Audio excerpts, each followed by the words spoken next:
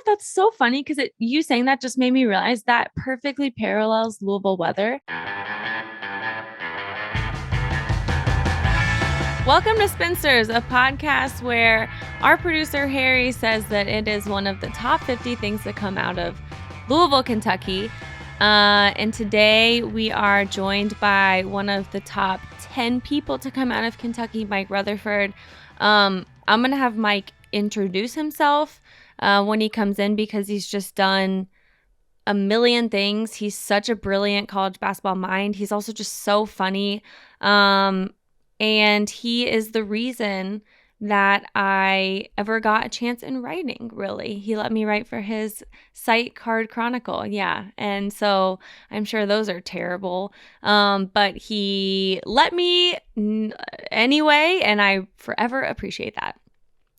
Some housekeeping.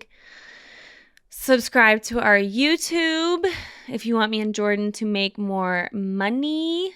What else, Harry? Leave us a voicemail. Leave us a voicemail about your favorite thing about Kentucky at the end of the show. I should say that, but I'm saying it right now. And get you some Ale 81 and sit back because this is a very informative conversation with Mike. So, can you introduce yourself and all the jobs you do? God, yeah, I can do that. Okay. Whenever you want to. All right. I'm Mike Rutherford. I've been running the Louisville-based website cardchronicle.com since 2007, which is, 5 billion years in internet years, so I'm ancient. I also host the Mike Rutherford Show, not the most creative title, but it's what we do around here, on 1450 The Big X, Monday through Friday, 3 to 6 every single day on 1450 AM and 96.1 FM in Louisville, Kentucky. I also have written about college basketball nationally for the last 12 years, writing currently for SBNation.com, covering the NCAA tournament, and anything else that anybody will pay me to do, I will be willing to do at this point, pretty much. Same, honestly. Yeah. If you have any kind of pitches, my email is HaleyO'Shaughnessy@gmail.com. Exactly. That's the way it goes. Yeah. Anything. Yeah, literally. And you're a dad. I want to say a new dad, but you've been a dad for a while because Virginia, but she's just so precious and it feels like it happened so fast. She's pre-pandemic, right? She was barely. She was September of 2019. And then we just had John in October of last year. So he's 5 months, screaming like a pterodactyl. Well, we still love him. We're still keeping him around. But yeah, Virginia, it was a wild sequence of events. We bring her into the world. I previously had worked for the local iHeart affiliate here in Louisville, Kentucky. They have the national layoff. So in January of 2020, my show host and my co-host and I get laid off as part of the national cuts. And then I've still got 1,000 other jobs, thank goodness, because, again, you have to do whatever you got to do. And I'm getting ready to cover the NCAA tournament. It's my biggest time of the year. Pandemic hits, boom, nothing going on. Like, that job's kaput. And so I become, like, full-time stay-at-home dad with my 6-month-old daughter, who I previously had felt like I wasn't spending enough time with, and now quite literally like every second of every day. So, John's got his work cut out for him because Virginia and I, we're bonded for that. So John's going to have to step it up and stop screaming like a pterodactyl at some point. I'm not kidding, Harry. One of the cutest children I've ever seen. Virginia is just, and I'm sure John will be too, but like just absolutely precious. Like, I don't know if you guys are planning on trying to get her on Disney shows, but that could be her pipeline. We went out to brunch like 2 weeks ago because people follow me on Instagram now because of my daughter. Like, it's not Louisville sports stuff. And a woman comes up and she like just walks right past me and goes to Virginia, who's like doing circles in the middle of the restaurant, and is like, "There's my Instagram star. Like, that's who I'm always telling you videos about," to her friend. Doesn't say one word to me. Like walks right past me and just talks to her friends. Like, "There's the girl that I follow on Instagram." And I'm like, yeah, it's her world now. She has surpassed Louisville sports when it comes to things that people want to talk to me about. Yeah. I mean, it's true. She's so cute. God, it'd be so fun to get into all the Louisville media drama because there's so much and it's such a funny thing. And you know what? It is a safety net that it would happen on this show because no one in Louisville media listens to the show because it's NBA and NBA like doesn't exist in Kentucky. It's basically. true. It's true. Yeah. Unless you're like watching Donovan or Terry or Trez. Let's just talk about people we hate then. Why not? Let's just get it out. Let's air it all out. Yeah, Not really. maybe at the end. Man, we got to do a happy hour version of this. Yes, we do. That'd be fantastic. I'm so glad that you can come on because Jordan and I basically, just because we have so much basketball always to watch. Like I have my college basketball viewing has really fallen off and besides the tournament, and really just includes anyone who Louisville plays. So my analysis or my thoughts on those teams is just purely like the 2 games they played against Louisville.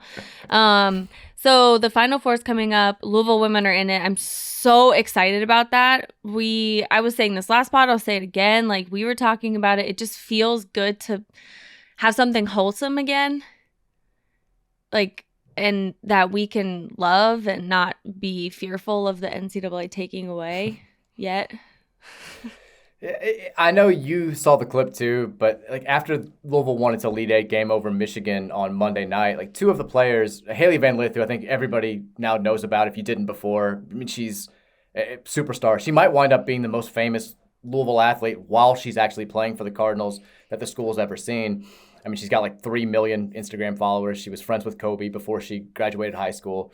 But she and Emily drives Engstler, like Kyrie. Drives like Kyrie, celebrates like Kyrie, Yeah. cusses live on national TV. I mean, she checks every box. She should be the mayor of Louisville forever. Yeah. But her and Emily Engstler, who transferred in from Syracuse this year, were kind of asked about Jeff Walz and what makes him so successful and what's he like to play for. And Engstler played for a coach at Syracuse who, got let go last year because of allegations of player abuse and a number of other things. And she immediately, and she's this big, physical, tough, like just badass presence on the court. And she immediately starts tearing up and just talks about, he does so much for you as a person. He's always there for you when it comes to your mental health. He's always, protecting you even when you're making mistakes on the court, like yelling at refs, like he's always got your back. And Haley Van Lith echoes the same sentiment, and she gets choked up and she starts crying. And both times, Walz comes over and gives them both hugs and says he loves them. And it was just like, thank God we've got this, because on the men's side all year long, it's been like dads of players sliding into my DMs after games and being like, hey, these 2 guys got into a fight over chicken. like after the game, there was like a Chick-fil-A bar and one of them wanted to go first. And I'm like, we won by 13. We actually won a game. What is going on here? And then you've got the women's side where it's everybody's loves each other and they're actually good. And now they're chasing a national championship. And you're right. For Louisville fans that have felt kind of tortured for the last, 6-7 years, it's so nice to have this to get excited about and so nice to have this. And like you said, know that it's not going to be tainted by anything. Like the NCAA is not coming after Jeff Walz. They're not coming after Haley Van Lith. They're not going to have anything to do with this.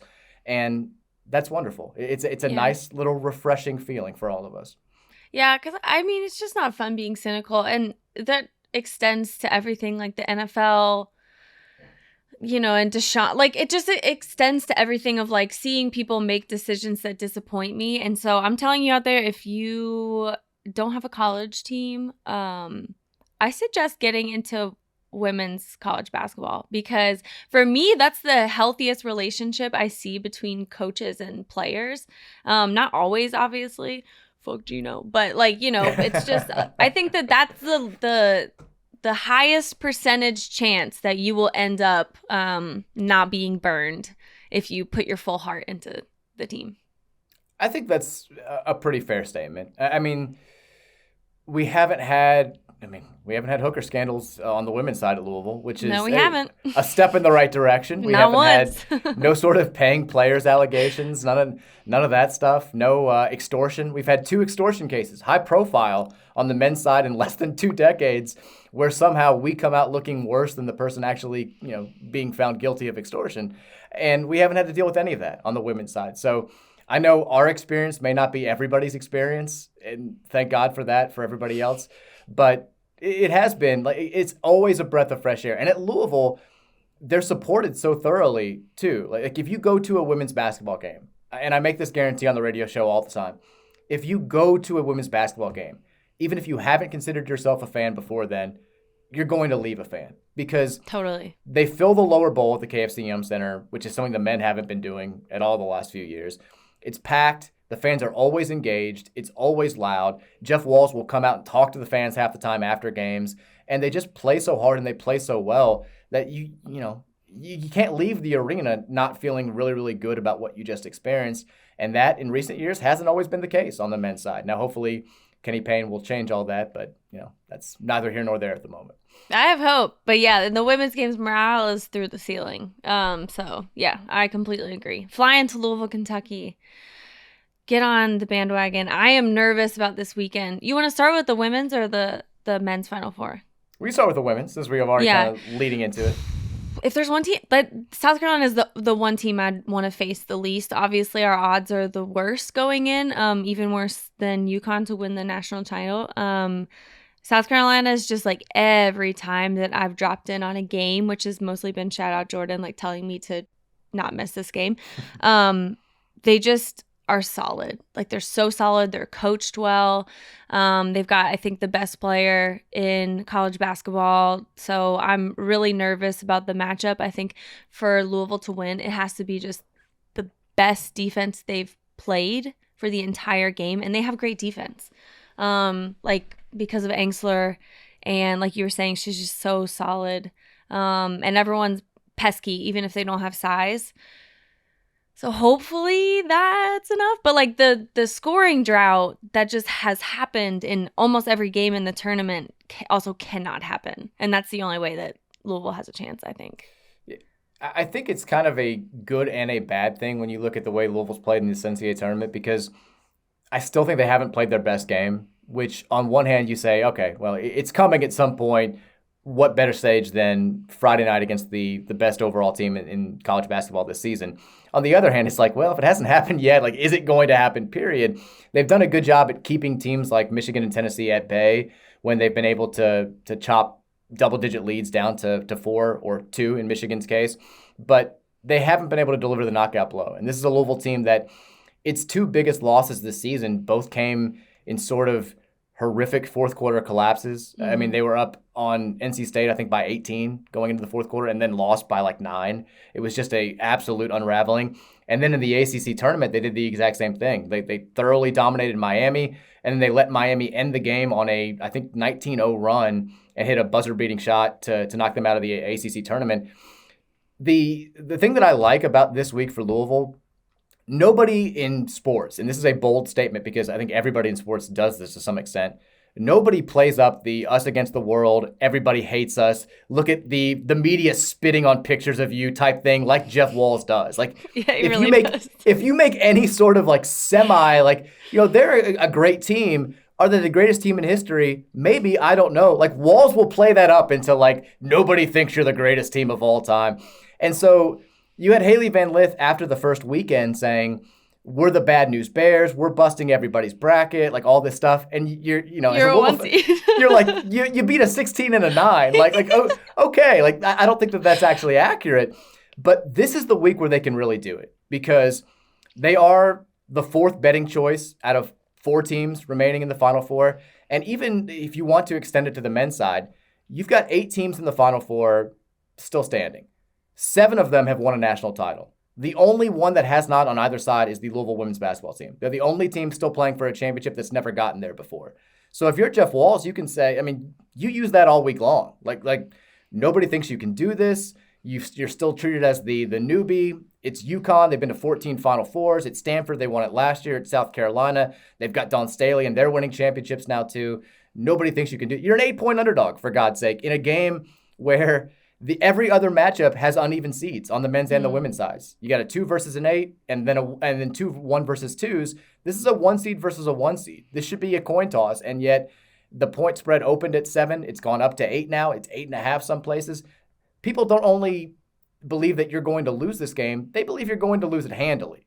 And I kind of, for a program that's always been viewed as an underdog, even when they've been successful, I like that they have this mentality going into this week in Minneapolis. Same. I think they need it. And then, yeah, there's like the cursed, like little brother syndrome that we have. We have the big complex just because of the team 40 miles down the road. But yeah, anyway, I'm excited.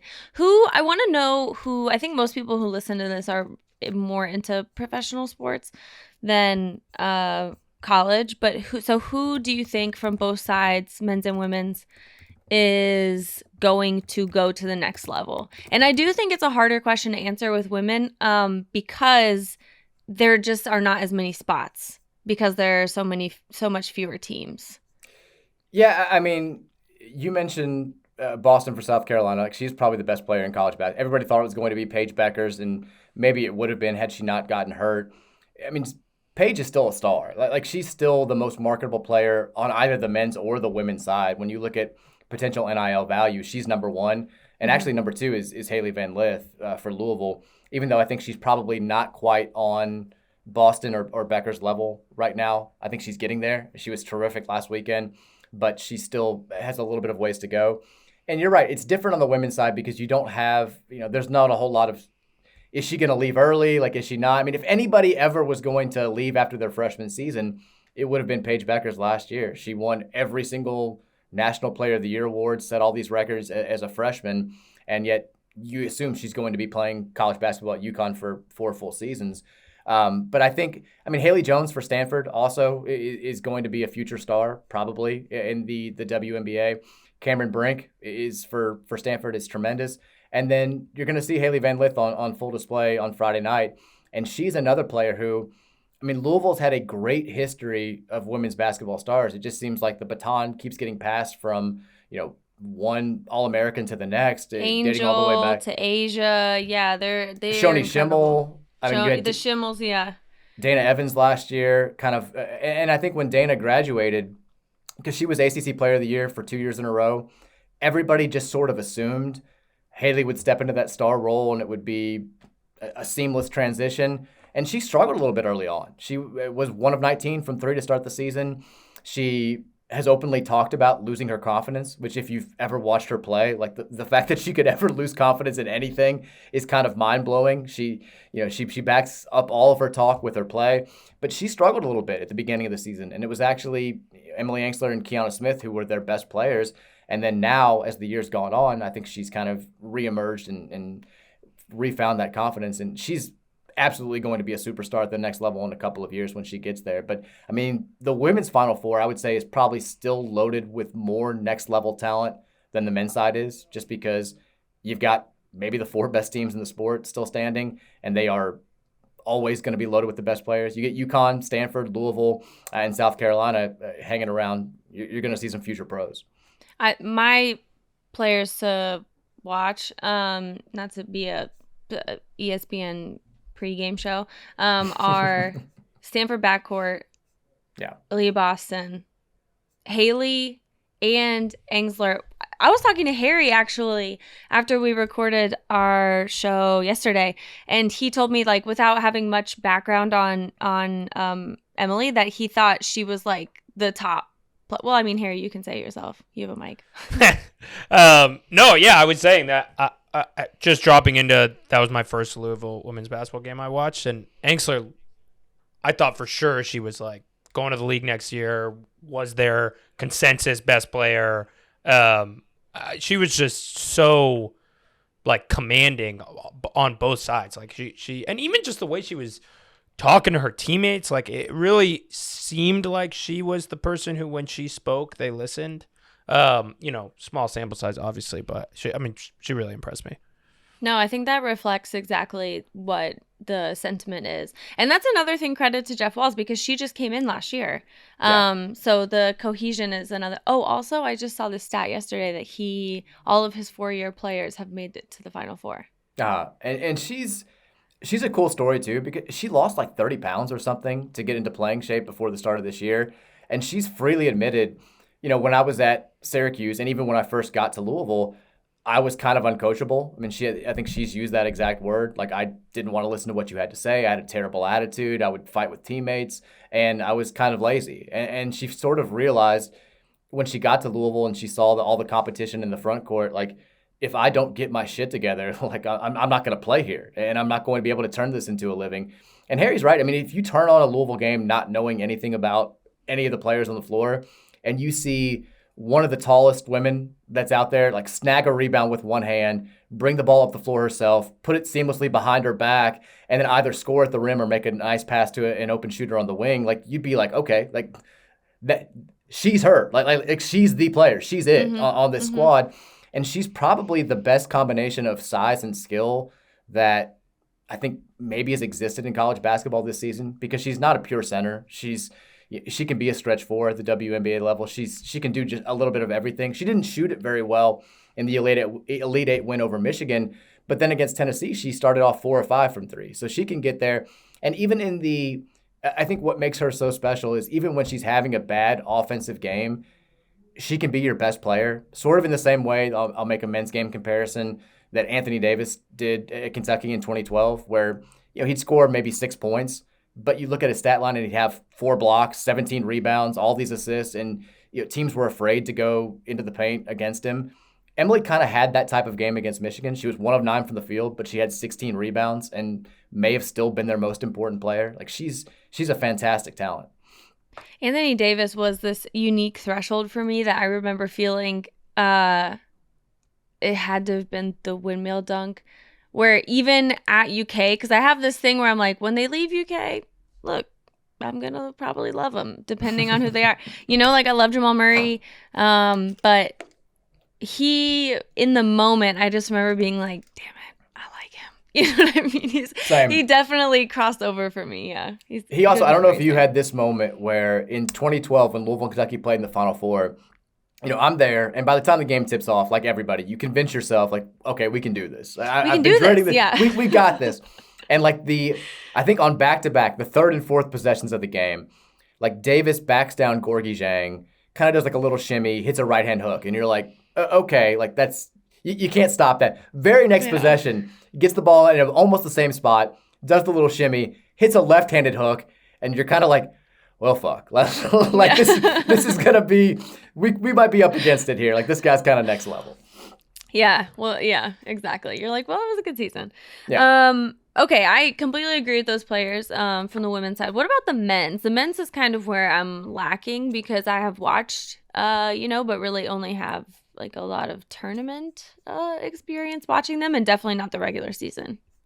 So are we talking as far as just like NBA players or just fun guys to watch? I forgot. Yeah, I want to kind of break it up into players you think are going to go in the NBA, and then players that probably won't, but you should watch them anyway because they're just so fun. Or maybe they just will go super late if they do go. It's not a Final Four that's like loaded with a ton of next level talent outside of Duke. Duke is going to dominate this conversation because, one, they've got clearly the best next level talent in this Final Four in Paolo Banchero. He's going to be a top 3 pick. He might be number 2. I know there's some people that have talked about him potentially going number 1.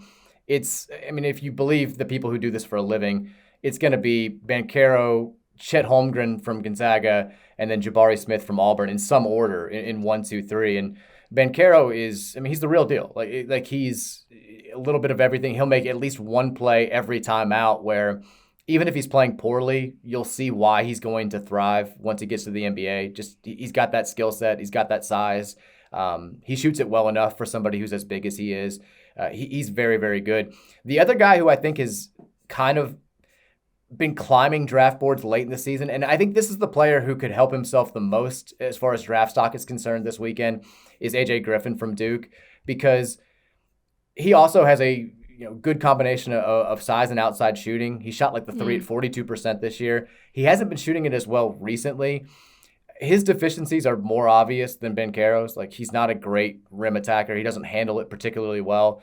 But if he has a big weekend, if he plays really well on Saturday and Duke beats Carolina, and if he plays well in the national title game on Monday, I think he can solidify himself as a top 10 pick. He might get there anyway, but he's like, this is a kind of a big weekend for him just because he hasn't been great in March so far. Mark Williams, also for Duke, is their big center, and he's not a freshman, unlike the other 2 guys. He's been in the program for a few years, and it took him a while to develop. He kind of looks like, sort of like a Game of Thrones character. Like, he just has that physically Kofi Coburn type body where you're like, what's a normal college center going to do against this guy? you obviously can't play the way that he's Game played of against Thrones. most college centers when you get to the NBA. But he's a big dude with a ridiculous body. I think he's going to be another guy that's probably a first-round draft pick. But, Carolina, you expect to have first-round guys on Carolina every single year. There's not that player this year. Like, Brady Manick, who's an Oklahoma transfer who looks like a lumberjack and kind of plays like a lumberjack, is maybe going to be their highest draft pick. Maybe their only shot to have anybody who gets drafted. But if we're talking about guys that we just really like, who maybe don't project to be stars at the NBA level, Caleb Love is my favorite type of college basketball player because he's the guy who, if you watch him play during 1 6-minute span, you're like, how is this player on a Division I roster? He's turned the ball over 7 times. He just almost broke the backboard on a 3. He airballed 2 layups. Get this man out of the game. And then you'll watch him for a different 7-minute span. You're like, this is the greatest player who's ever lived in the history of the ACC. Like, trade everybody you have on your roster to draft this guy number 1 overall. He's got the weirdest stats of all time. For instance, North Carolina has never lost a game where he's had more than 5 turnovers. And it's happened more than a point guard. And North Carolina should have it happen. I think they're like 11-0 when he turns it over 5 or more times. Also, at one point this season, it's not the case anymore because he's been shooting the ball well during the NCAA tournament. But at one point this season, he was the only player in the history of college basketball who had taken at least 100 3-point attempts and at least 100 2-point attempts and had a better shooting percentage from 3 than 2, which was remarkable. This guy, you can't not love Caleb Love. He's the most bizarro college basketball player there is, which is why we love college basketball. Mm-hmm. Yeah, I was trying to explain that to someone the other day.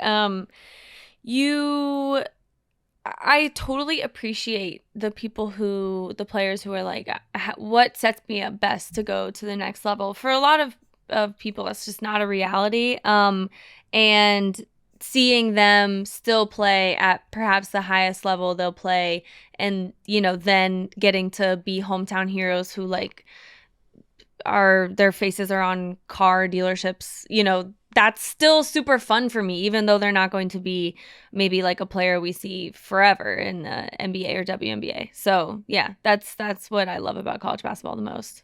And if you love that, I mean, you're going to love this Villanova team because they are loaded with guys that are going to be remembered as great Villanova players, but probably not remembered as great NBA players. Colin Gillespie, following in the footsteps of Ryan Arcidiacono and every other white guard that Villanova has had over the years. Just warrants every terrible cliche that every broadcaster's ever tossed out there. He's got the grit. He's got the determination. He's another coach on the floor. He's the first guy to the gym and the last guy to leave. That's Colin Gillespie. And so much so that he'll be 1 of 11 from the field. And if he makes a jumper, they're like, that's Gillespie, though. He's going to be heard from in the final. I'm like, okay, do we really have to do this? But he is, I'll throw another one out there. He's the heart and soul of this Villanova basketball team. I think that's the trifecta, the white player trifecta. Oh, there's more than 3. You'll hear them Grit, all on full smart. display this weekend. Yeah. Jim Nance is salivating already, my friends. Yeah. But Jermaine Samuels is probably their best player, and he's been really, really good. When they've been tested in the NCAA tournament, he's a double-double guy. Again, I'm not sure that he's going to be a great pro, but he's a terrific college player, and that's what you expect from Villanova at this point. They're just a rock-solid program. They don't beat themselves, and every other cliche you can toss out there. Yes, thank you for all of that. Now you can just regurgitate that at your watch parties this weekend. There you go. We're going to take a quick break, and then we're going to draft, kind of like we just did with Sean, the top Kentucky things. Wow. I didn't tell Harry because I wanted to surprise him. Because I knew it'd excite him. Before we draft the Kentucky players, actually, just since we have a college basketball connoisseur here, Harry, can you pitch your Gonzaga thing to Mike and see what he says? This is my favorite bit, and I don't really know that it's a bit completely. Absolutely, yes. In 2016, I made a bet with my friend Isaac that Gonzaga men's basketball would not win a national championship in 25 years. Ooh. Because I feel then what I feel now, which is that they do not have the juice. That is a school that is too small. It's a school that is too far in the Pacific Northwest. It just is like they don't have it. They're in the WCC. That's a fake conference to me.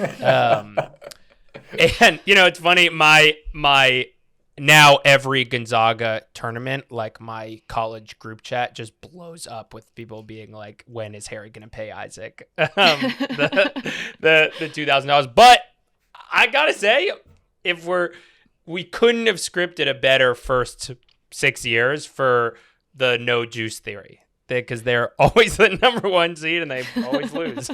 Yeah, you almost got proven wrong like right out of the gate, because in 2017, they lost shot on a buzzer away beater from beating Carolina. Like that's hilarious. I love the bet. Gonzaga is. I wrote this I think it was in 2017, and it's only grown more true the last 5 years. I wrote that they were the most polarizing program in college basketball, and like everybody's like, it's Duke, and I'm like, that's more just like people just hate Duke and hate Coach K. With Gonzaga, it's about their actual merit, because I think you've got this weird thing where like Big J journos stay up to watch Gonzaga play Pepperdine at 1 a.m.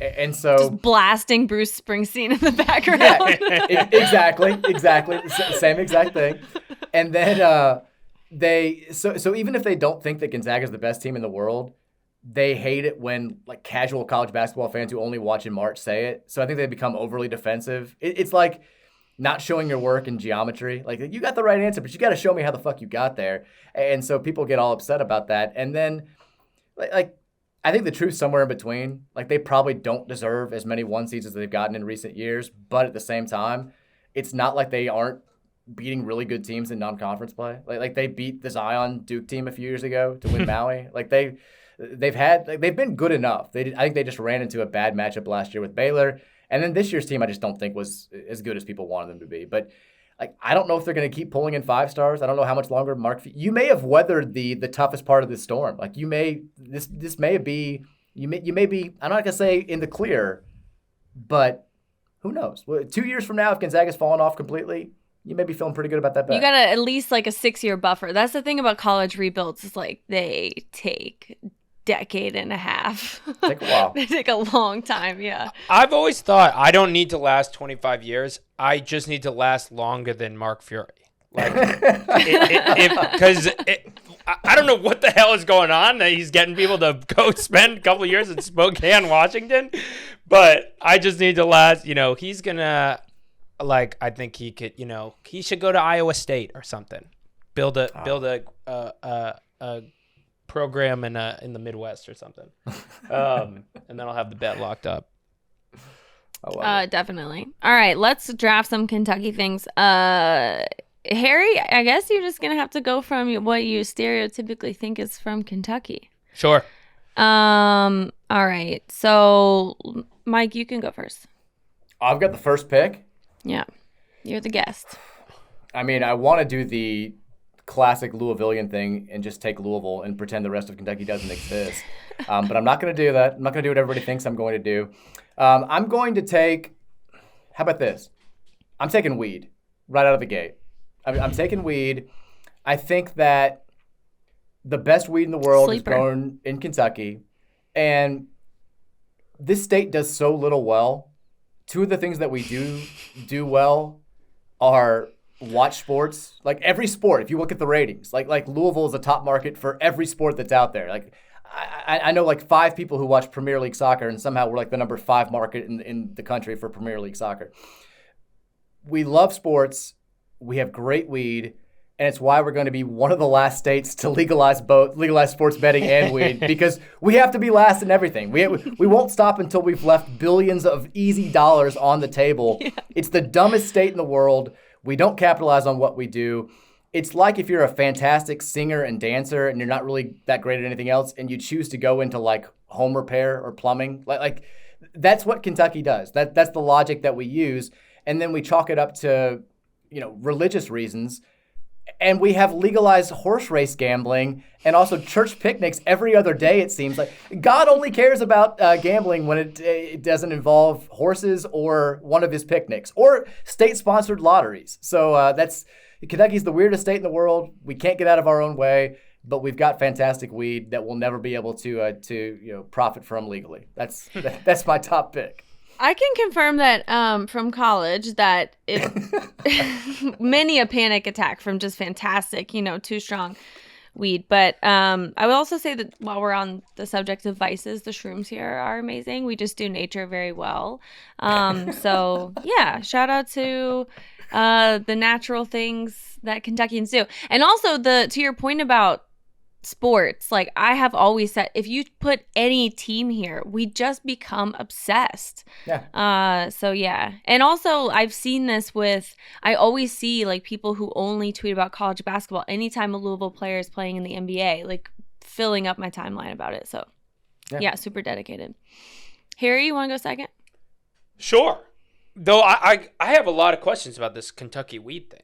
Is this a thing? Like I have never, I'm from California, which is the I would say the consensus weed state, but not to say that it's not Kentucky. I don't think I've ever had weed from Kentucky. But is this a thing that people know about, or are you guys in Kentucky? Everywhere else, no. And the big joke to me is like I don't want to give the whole explainer. Like Louisville's not exactly the Midwest, but they're not exactly not the Midwest. But I will say the rest of the Midwest pre-legalization was just ass.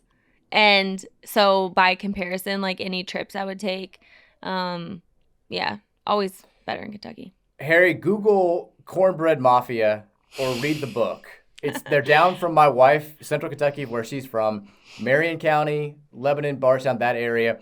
There's a whole gigantic weed racket because they grew such great weed, and maybe although all of these guys became millionaires, and one of them was evading the FBI for years, jumped out of a helicopter, everything that you could find in a movie. This guy did. He finally got arrested 2 years ago, but it's a big deal. And there's a great book, I think, just called The Cornbread Mafia. It's fantastic. Yeah, I'll definitely check it out. That's awesome. Okay, my draft pick. This is I have a somewhat limited experience of Kentucky, but have you been? I have been, and my draft pick is inspired by that. Okay. I drove I've done a few road trips, some of them involving Kentucky. One of them we drove from Michigan to New Orleans, and the way we did it is you go through Cincinnati, and then you cross over into northern Kentucky, and the state border is a bridge. That's my number one pick. That's cool. More. I love a state border that's a bridge. That's I want every single state border in America to have a bridge. Well, maybe not every single one, but if there's nothing like going from a different state on a bridge. You really feel a kind of all the baggage from the previous state off you. You feel kind of rebirthed. I would say that's my number one pick. Yeah, and Kentucky has it borders the second most states. Bang. Of any other state. So there's and a lot of... We have bridges into at least 3 of them. Because we know, Indiana, we have to go across the Ohio. Ohio, you got to go across the Ohio. I know going into Tennessee, you go across a bridge at one point. It's Harry's dream. That's is so where he tight. Needs to be. Yeah. Harry moves to Kentucky. Also, fun fact, the Cincinnati airport is in Kentucky. It is. That's accurate. Yeah, so the borders blend. It's a watercolor. Okay, I'm going to make this a snake draft so I can pick twice. I'm going to go with... I'm trying to decide if I should be obvious. All right, it's my first pick. It's there. I don't want to Anthony Bennett this. It's bourbon. It just is. We just do it really well. So well that now all these weird tech bros have completely taken over the industry and make things that we used to be able to buy. I say we, I mean, my family, my older cousin always talks to me about this, and practically everyone else, impossible to buy and impossible to find. So That's been upsetting, but I will say nobody does it better, and that's why the tech bro thing happened. There's also this huge like tech obsession that they've had with Kentucky lately, which is very fascinating and odd, like especially Eastern Kentucky. But yeah, I'm gonna save that because it does not belong in any kind of draft where I'm happy about the things. And then for the 4th overall pick, I gotta pick the Cocaine Bear. Oh yeah, that's a great one. Classic story. Harry, from your face. I'm just gonna guess that I should explain. There's a 175 pound black bear who was found dead of a coke overdose because he consumed more than 75 pounds of cocaine. Yeah, so he's a legend, local legend. Where did he get it? Do you know? No. Or she? Do people know how we got it? It was in Appalachia. It was like a plane crash. I think it was a small like plane, or like a plane knew that they had to like dump it because they were going to get caught or something like that along those lines. But yeah, there are little like if you go to Central Kentucky and Eastern Kentucky, you'll stop in these little stores and they have like Cocaine Bear like trinkets and like little tiny toys and statues and stuff. It's a big deal and it's a real story. I'm a little bit, the details are escaping me a little bit at the moment, but I know I've read about Cocaine Bear over the years more than I probably should have, but how could you not? Yeah, and he, there's definitely a like drug lord involved. I just Googled it. Yeah, a drug smuggling ring known as the Company. It's Kingpin.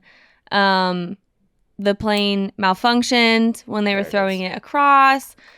The guy in charge, Andrew Carter Thornton, strapped pounds of cocaine to his body, pushed the rest out the plane, jumped with a parachute. Parachute didn't open, fell to his death, apparently onto a driveway in Knoxville. But the plane crashed far enough away that it was in Kentucky. So, yeah, Coke Bear. Coke Bear. Shout out to Central Kentucky. Or no, I guess that was Appalachia. Yeah. Appalachia.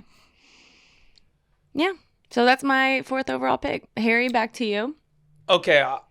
I'm nervous about this one because I feel like this might be something that isn't actually from Kentucky. So I'm curious. But my next pick is Kentucky Fried Chicken. Okay. Yeah, it's from Kentucky. It is. The Colonel, born and raised. Colonel. But what now, about... do you mean Kentucky Fried Chicken as in like the fried style chicken? of chicken? I do. Okay. I like KFC, but I'm kind of going... I want the style of fried chicken. Can I claim that as a Kentucky thing? And that's Sure. a way better pick than KFC because I think generally people here don't like KFC because there's so much better fried chicken out there. Okay. It's a good pick. Yeah, It's great no Cocaine Bear, but the second round's going. But the You're second not round's gonna be still honest. going well. Yeah, I was. My next runner-up was Bowling Green. That's just a good name for a place. Yeah. Okay. Mike, you've got 2 picks. I love that this is going to happen in the same round as Cocaine Bear, and this may be a controversial pick that offends some people out there. I'm going with Abraham Lincoln. He's somebody that, like, at some point, every state has claimed Lincoln in some way. You know, if you drive anywhere in the Midwest, it's like land of Lincoln. Like Lincoln was married here. Lincoln went to college here. Lincoln was elected here. Lincoln was practiced law. And like every state claims Lincoln as their own. You'll drive into Vegas. If you go to like someplace in Vegas, it'll be like girls, games, and Lincoln. Like that's what we're known for. And the fact of the matter is, Abraham Lincoln was born in Kentucky. His parents were actually married in Washington County, Kentucky, which is where my wife's from. Born here. She's from Washington County? He isn't. His parents were. They moved to Elizabethtown after that. He was born in Kentucky. Indiana, people from Indiana say that he grew up there. He was back and forth. Like, for all of the talk about this man, there have been 7,000 biographies about. Nobody can pinpoint exactly where he spent time, which has led to like 17 states just claiming him as their own. I'm using this draft to end all the discussion. Land of Lincoln license plates, Illinois people, like change that. It's done. Get it out of here. It's not your land anymore. Abraham Lincoln, all Kentucky, all the time. He loves basketball, loves bourbon, loves weed, loves Cocaine Bear. Lincoln's ours. He's a Kentuckian. Done. All right, you got another one after that. Oh God. I know that was impassioned. I'm gonna go with I'm gonna go with the Louisville Kentucky rivalry because That's a great one. Yeah. If you're not, it's one of those rivalries like you have to explain it to people who aren't actually there. I think people nationally are aware that it's a rivalry, but they don't really know like the cultural aspects of it and why it's so contentious because like Duke Carolina, don't get me wrong, I'm not going to let this devolve into a which rivalry's better type talk because Duke Carolina, the appeal of it is obvious. They're always really good. They always play really competitive games and they're on national TV when they do it. Awesome. I still feel like though with Duke and Carolina, you sort of, if you're picking a side, you sort of feel like you felt in every presidential election before 2008, where it's like at the end of the day, like it's one rich white dude over another rich white dude. Like they're basically the same thing. They may have some minor differences, but at the end of the day, it's essentially the same guy. Right. With Louisville, Kentucky, I mean, Louisville is the one blue area politically in an overwhelmingly red state, and then Louisville and Jefferson County is the one red area in an overwhelmingly blue state when it comes to the rivalry. So you've got this weird dynamic of Kentucky fans who grew up in Louisville versus Louisville fans who grew up in Louisville. And I think they kind of get it. Like it's more about the actual games and you're ribbing one another about all that stuff. But then now with the rise of social media, you have access to the Kentucky fans who are out in the state who wouldn't ordinarily interact with the Louisville fans that live in Louisville. And so it becomes this weird culture clash where it's like, it always ends up just escalating into a political discourse where it's like, well, I bet you like Biden at the end of the day. And I'm like, well, we were arguing about who had the better power forward. How did we even end up here? But it's just such a ridiculous rivalry for all these. Like politicians from Louisville say they can't get things done in Frankfurt, which is the state capital, because of the rivalry. Like they've said this to me. Like that's why people are like, we can't vote for it right now. Patino and Cal, they hate each other too much. Like that's Harry. No, Harry, really. Our governor true. had to sign in like a law basically to get Kentucky to finally play Louisville every year. Wait, Mike, tell the story about the orthopedic thing. Oh, the dialysis center? Dialysis center, yeah. Tell Harry that story. So yesterday was actually the 10-year anniversary of this story. When Louisville and Kentucky were getting ready to play one another in the Final Four in 2012, the best story of the week happened where two elderly men got into a fist fight at the dialysis center, over the game. And the actual quotes from the story are just tremendous. Like, I'm reading this right now. He just happened to think U of L would beat UK and he started to run his mouth, Wilson said. That's what started it. Taylor said he actually was talking about a matchup with somebody else. He was meddling, Taylor said, and he told me to shut up, and then he gave me the finger. I went up to him, and I hit him. I didn't hit him hard, but I hit him. I mean, it's just, it's all time. You don't have that Duke Carolina. You don't have dudes fighting at dialysis centers in their 70s. You know, it's the definitive Louisville Kentucky rivalry moment because that's as crazy as this rivalry is. Every single day, I fight this battle. Every day. Yeah. My dad, true story, my dad was always like, look, you can date whoever you want to. Just please, for the love of God, don't make it a Kentucky fan. Like, that was the one thing he said. Yeah. People talk about this on a daily basis around it. And it sounds insane. I don't know if I could do it. I don't know if they were like the passionate, diehard, annoying UK fan. I don't think I could do it. I don't think I could. No, yeah, definitely not. All right, Harry. Follow that one. Oh, we're going another round? Oh, definitely. I have to put in 2 more picks. Okay. Okay. You guys aren't gonna like this one. Good. I'm just purely as like the amount of joy that this brought me. The Rick Pitino, like Fizzle restaurant, sure, story. All right. I remember reading the like court excerpts from that and like can't remember laughing harder. Like it was so funny to me. Pain. So Yeah, I know maybe not the right crowd, but that's my number 4 pick. I get it. I get it. Yeah.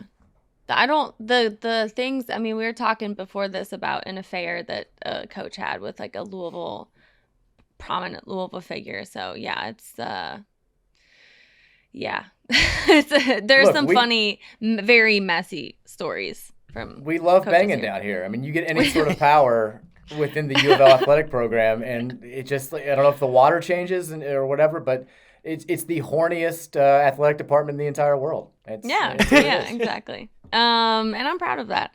Yeah, sure. Okay, so I think I'm trying to decide, Harry. I think if you ever went to either Red River Gorge or the Caves, you'd pick the Caves or either one of those. They're just very cool. And like one time, there's some story about when everyone was building bomb shelters, they like figured a cave would really do the trick. And so they built out a cave full of supplies, and like you'd have to enter a raffle if you did need to go in the bomb shelter. And I think it was something like, was it 50,000 people? Was it going to fit that many? And then what they realized after the fact was like, there's no way the oxygen would be enough for them to like seal off a cave and have that community there. So maybe like brainstorming should be my answer.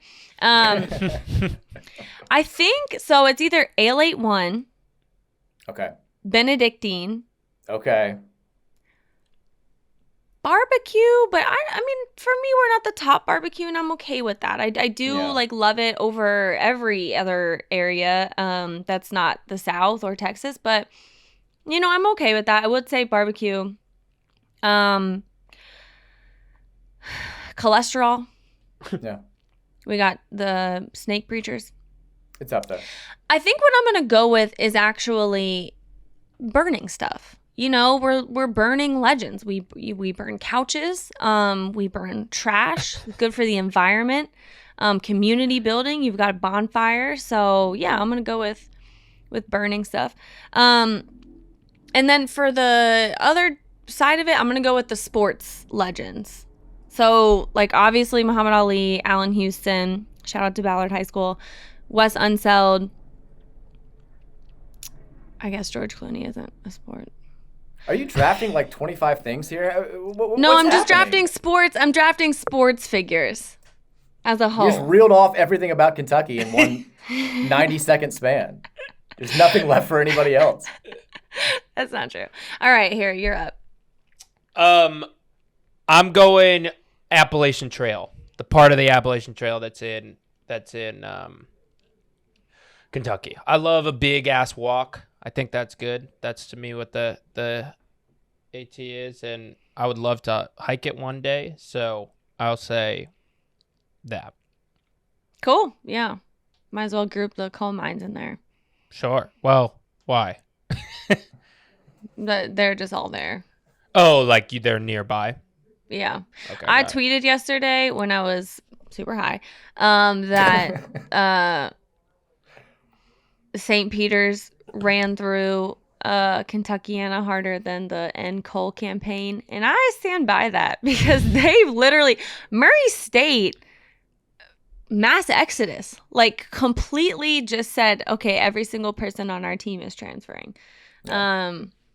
I enjoyed it. But anyway, yeah. I don't know why I got off on that. Oh, coal. There's a lot of coal over there. All right, Mike, last pick. I was going to go with Muhammad Ali, but that was one of the, Haley's 73 picks for her rounds 3 through 73. So I'm going to have to rethink this. I'm going to go with accents. I think that Kentucky, we have so many different accents, and only if you've lived in the state and traveled around the state can you kind of figure out where somebody's from. Mm-hmm. And, I mean, I spent a summer working for a newspaper in Iowa, and they were like, why don't you talk? This girl was like, I dated a guy from Murray, Kentucky. Why don't you talk like him? And I was like, where do I start? How do I deal with this? But I mean, my wife is from about an hour, 15 minutes south of Louisville, from Springfield, Kentucky, famously where Abraham Lincoln's parents were married because he is a Kentuckian. But she has like a little bit of a twang. It's not like that bad, but I just loved making fun of it and hearing it when we first started dating. It was one of my favorite things she ever said was, this was our kind of early 20s. So we were going out there and doing stupid stuff every weekend. And I was very hungover on a Sunday. And, you'd think, sweet little Kentucky voice, she'd be like, I'm going to go get you a cup of water. And she was like, Oh, you don't feel good? Well, it's probably because you drank your fucking ass off all fucking weekend. And I used that quote I'm still using it now. That was like 15 years ago. It was incredible. But just hearing her say seemingly normal, aggressive things with that accent, it's why we're married right now. It's why we have a happy marriage. It's why we're going to go the distance. It's that accent. That's my last pick. That's great. That's a great pick. The accent range is something that I don't think people fully understand. Yeah. Some states have flat accent, no range. Yeah. Where are your parents from? Louisville. Oh, okay. I wasn't sure because sometimes, like, if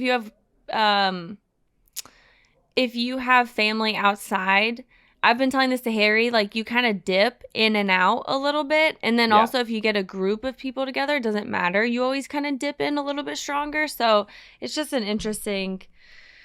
It's interesting. But yeah, that's a great pick. I have this like running bit with Harry and Jordan where, kind of like the dad in Big Fat Greek Wedding relays everything back to Greece, I relay everything back to Kentucky. And so today, for that, I looked up things that I was pretty sure were from Kentucky, but like wasn't 100% sure. Mother's Day. Harry, do you love your mom? Yes, that's from Kentucky. Happy birthday song. I do that. That's the big one. Traffic lights. Can you imagine how many accidents would happen without traffic lights? Post-it notes. How would you remember anything? Jif peanut butter. Yeah. The best of the peanut butters. Duncan Hines, like the cake mix. That guy was a real guy. He was from Bowling Green. You're leaving off a big one, though. Disco balls. Who? Disco balls. 90% of the world's disco balls are made in Kentucky. Look that up. It's fact. Yeah. Oh, we should have drafted partying. Yeah. We're just like drunk for just weeks straight. The last one I'll say is that Louisville's, the old Louisville, which is like a section in Louisville between downtown and the campus that's just filled with the most gorgeous houses, inspired Daisy Buchanan's house in The Great Gatsby, her parents' house. So it's where novels, fiction. It's that Cherokee Triangle. It's where F. Scott Fitzgerald met the woman that that Daisy Buchanan was based off of, and then that's the house that they are supposedly make. Yeah, it's right there. You can see it. You can go right up to it. It's a gorgeous house. Literature, traffic solutions, moms. You've got it all. It was all invented in Kentucky. Wow, with literally 1 minute to spare, I have got you out of here on time. Mike, thank you so much. Literally, you filled a bunch of college basketball information void that I did not have, and I'm really excited for the games this weekend. That's why I'm here. That's what I do during March. Love it.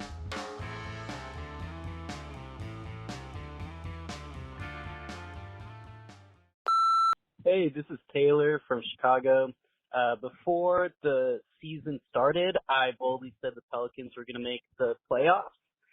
It's been one hell of a ride. Didn't think we would get here, but I'm really loving this team, and I just want to see what's happening. It feels good to love a team like this. All right, bye.